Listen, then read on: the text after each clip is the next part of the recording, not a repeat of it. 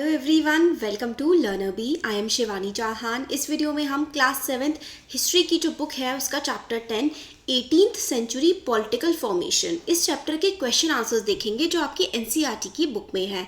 पहला क्वेश्चन है match the following. तो मैच द फॉलोइंग करना है।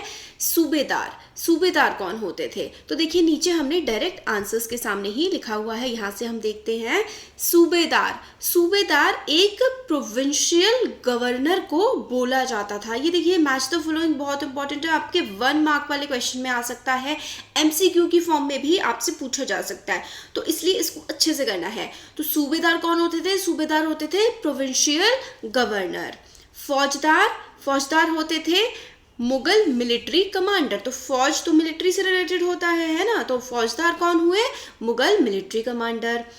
इजारादार होते थे अ रेवेन्यू फार्मर। इजारा लिया जाता था कर की फॉर्म में, तो इजारेदार कौन हुए? जो कर इकट्ठा करते थे। Misl, a band of Sikh warrior. Sikh warriors मतलब जो एक तरीके से उनकी आर्मी हुआ करती थी सिखों की, वो मिस्ल के रूप में हम जानते हैं उन्हें। चौथ होता था a form of tax levied by Marathas. तो चौथ जो है मतलब फसल का जो चौथाई हिस्सा होता था वो चौथ के रूप में टैक्स के फॉर्म में जाता था। Tax levied by the Marathas.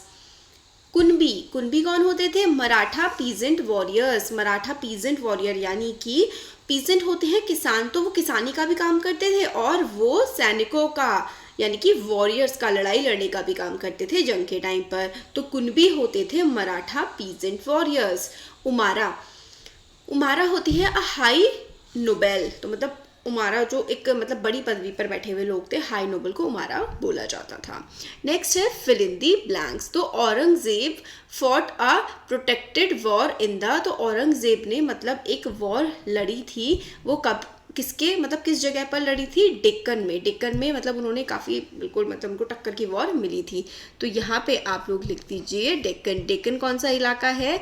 जो मतलब देखिए महाराष्ट्र वाला रीजन है ना, उसको बेसिकली हम डेक्कन बोलते हैं।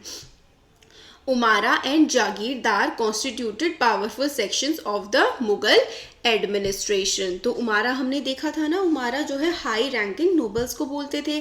जागीरदार वो होते थे जिनके पास जागीरें यानी कि बहुत सारी ज़मीनें हुआ करती थी।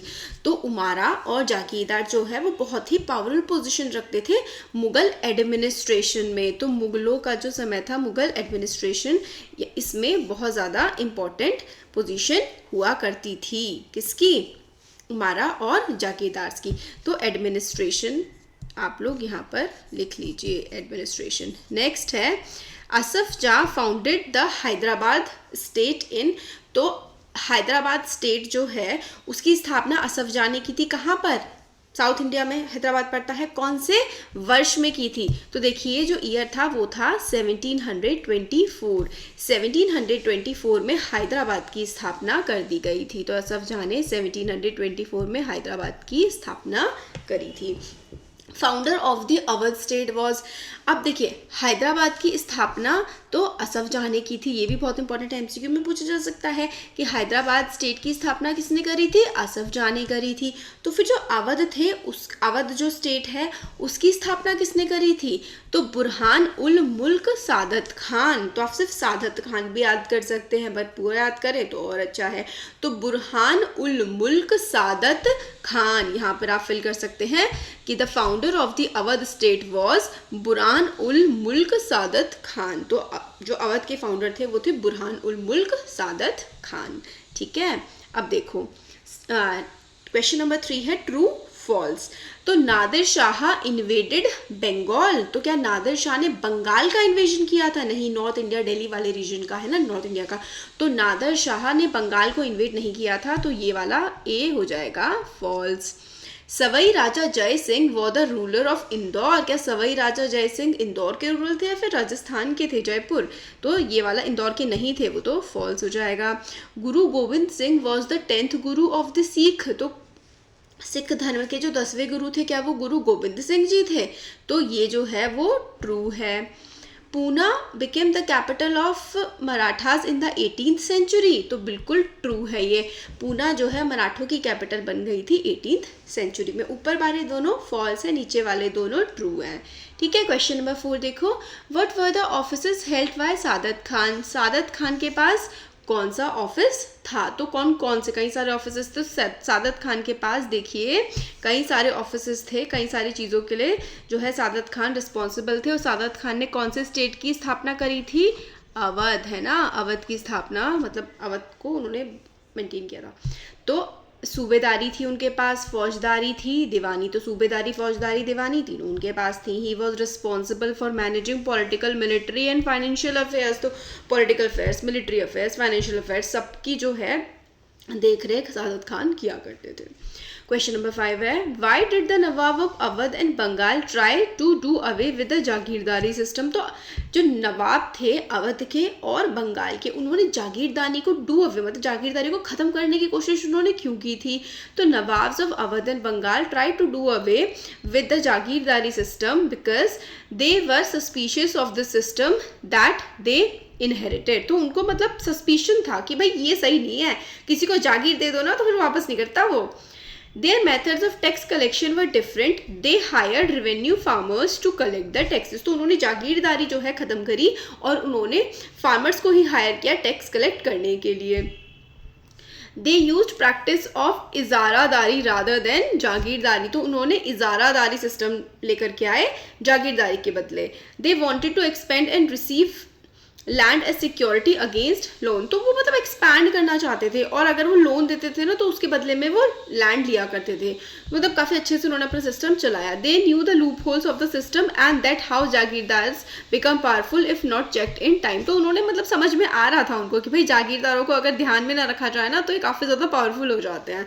तो इसलिए उन्होंने जागीरदारी ख़त्म करने की कोशिश करी थी। क्वेश्चन नंबर 6 है, how were the Sikh organise in the 18th century. तो सिख किस तरीके से ऑर्गेनाइज हुए थे 18th सेंचुरी के टाइम में।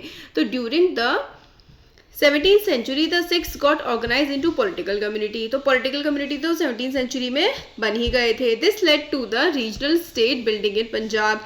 गुरु Gobind Singh fought many battles against Rajput as well as Mughal rulers both before and after the institution of the Khalsa in 1699. After the death of Guru Gobind Singh in 1708, the Khalsa revolted against the Mughal authority under leadership of Banda Bahadur and declared their sovereign rule. तो देखिए six का जो है वो मुगलों के साथ काफ़ी मतलब बुरा ही इतिहास रहा है। बहुत ज़्यादा इनके बीच में जंगें हुई हैं, कई सिख गुरुओं को मुगलों ने मरवाया भी है। Banda Bahadur was captured in 1715 and executed in 1716. In the 18th century, Sikh organized themselves into a number of bands called Jathas and later on Razdas. Their well-knit organization enabled them to put up successful resistance to the Mughal governors first and then to Ahmad Shah Abdali, who had seized the rich province of Punjab and the Sarkar of Sirhind from the Mughals. तो मतलब इन्होंने काफ़ी जो है मुगलों ने काफ़ी अत्याचार किया था सिख गुरुओं पर, तो उन्होंने भी मुगलों के खिलाफ काफ़ी जंगें लड़ी थी। नेक्स्ट है, why did the Marathas want to expand beyond the Deccan. Deccan के आगे मराठाज क्यों जाना चाहते थे। तो Maratha wanted to expand beyond the Deccan because of the following reasons.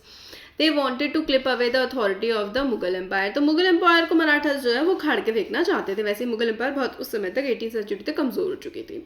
Maratha king to be recognise as the overlord of the entire Deccan peninsula. तो पूरा का पूरा जो डेक्कन पेनिनसुला था वो मतलब मराठों को दे दिया जाए।